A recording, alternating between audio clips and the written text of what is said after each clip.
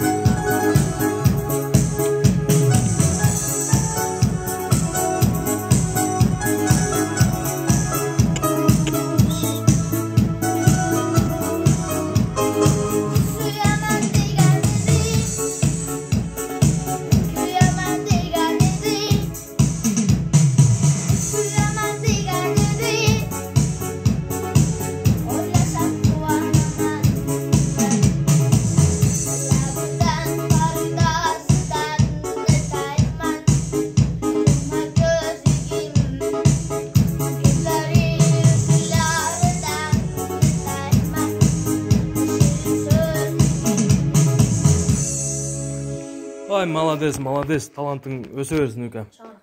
Өтө сонун аткаруу.